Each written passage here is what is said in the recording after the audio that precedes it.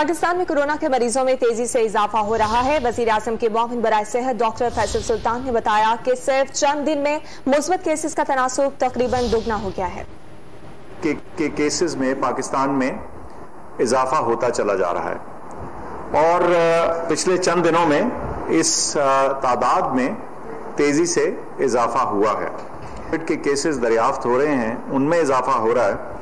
बल्कि एक और चीज़ जो हम देखते हैं हमेशा, जिसको हम पॉजिटिविटी बताते हैं, जिसका मतलब यह है कि हर 100 टेस्टों में से जो किए जाते हैं उनमें से कितने जो हैं वो पॉजिटिव आते हैं, ये शरह भी हम रोज़ देखते हैं। और ना सिर्फ मुल्क भर के लिए देखते हैं बल्कि शहर बाय शहर और प्रोविंसेस और मुख्तलिफ इलाकों के हिसाब से भी देखते हैं।